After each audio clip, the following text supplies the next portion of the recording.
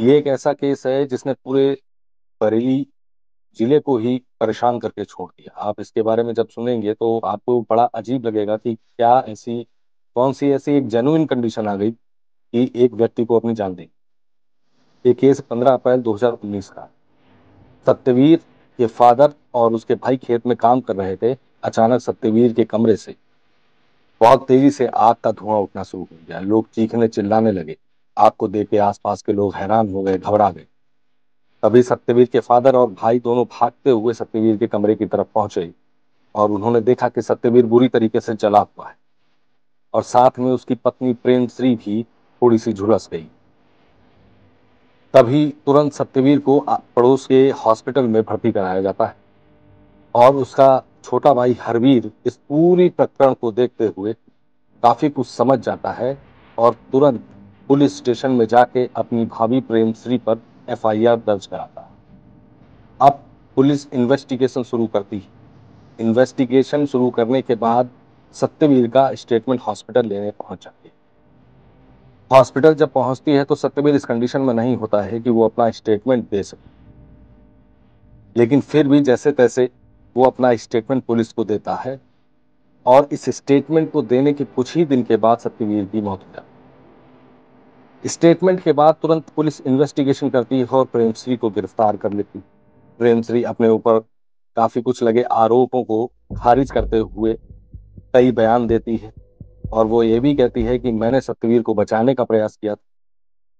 मामला कोर्ट तक पहुंचता है।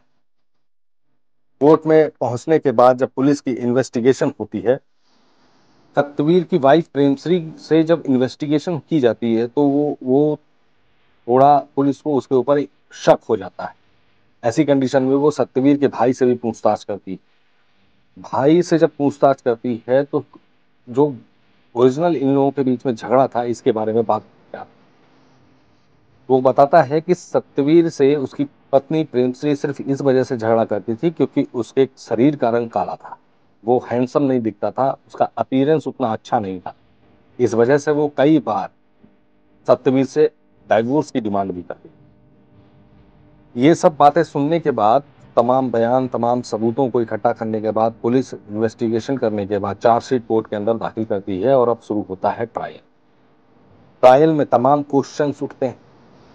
तो कई क्वेश्चंस उठने के बाद जो स्टेटमेंट रिकॉर्ड किया गया था सत्यवीर का, उस स्टेटमेंट पे उसके वकील की नजर पड़ती है, सरकारी वकील की नजर पड़ती है और उससे कई क्वेश्चंस उठते हैं। तो जो स्टेटमेंट दिया था सत्यवीर ने, वो स्टेटमेंट इस तरीके से था कि मेरी पत्नी मुझे मेरे काले रंग के कारण बहुत झगड़ा करती थी और उसको मेरे शरीर का काला रंग होना पसंद नहीं था और कई बार मुझे आग से जलाने की धमकी भी दे चुकी। तो इस कंडीशन में जब प्रेमश्री से जब पूछताछ किया गया कि आग लगते समय सतवीर और आप दोनों एक साथ कमरे के अंदर, तो ऐसी कंडीशन में जब आग लगी तो सत्यवीर ज्यादा क्यों जल गया, आप केवल थोड़ा सा झुलसी, ऐसा कैसे संभव? जब दोनों ही लोग एक ही बेड पर सो रहे थे, एक ही जगह पर सो रहे थे, तो केवल सत्यवीर ही क्यों जल गया? दूसरा, उनसे ये क्वेश्चन पूछा गया कि आग लगते समय जो कमरे का दरवाजा था वो अंदर की तरफ से बंद था, तो आपने तुरंत आग लगने के बाद दरवाजा, जब आप थोड़ा झुलसी थी तो आप तुरंत दरवाजा खोलकर आपने मदद क्यों नहीं मांगी? तो ऐसे में प्रेमश्री के पास इन सब सवालों का कोई भी जवाब नहीं। जवाब हो भी कैसे, क्योंकि वो खुद कातिल थी सत्यवीर की।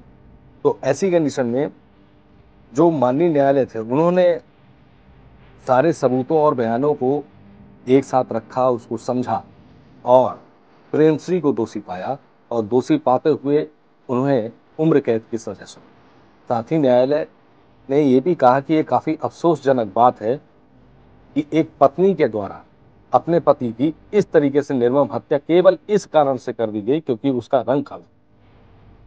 इस घटना का एक बैकग्राउंड भी, 14 अप्रैल, जो कि 15 अप्रैल से ठीक एक दिन पहले पड़ी, 14 अप्रैल 2019 को सत्यवीर और प्रेमश्री के घर गए, यानी मायके गई थी वो।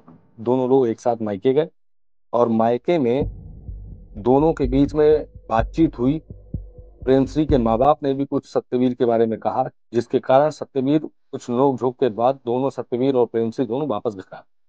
शायद यही एक कारण रहा होगा कि जिसकी वजह से शायद प्रेमश्री पूरी तरीके से चिढ़ चुकी थी और उसने ऐसा कदम उठाया।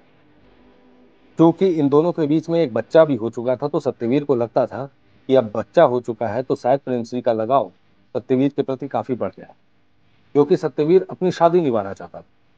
लेकिन प्रेमश्री ऐसा नहीं चाहती थी, इस वजह से वो ऐसी चिढ़न उसके अंदर पैदा हो चुकी। तो ये बड़ा अजीब केस था जिसमें केवल एक अपीयरेंस मात्र की वजह से अपने हस्बैंड की एक पत्नी ने हत्या कर दी। सोसाइटी में काफी कुछ चीजें ऐसी हैं जिसको समझना वाकई में काफी मुश्किल है। इसके कई सारे ऑप्शन हो सकते थे प्रेमश्री के पास, लेकिन उसने एक बहुत गलत ऑप्शन। चलिए जो भी है, बहरहाल ये निर्मम केस हुआ और दोषी को 2019 में उम्र कैद की सजा भी सुनाई गई अदालत ने सब चीजें समझने के बाद। क्योंकि ये केस स्टडी आपको अगर अच्छी लगी हो तो प्लीज चैनल को लाइक और सब्सक्राइब करिएगा।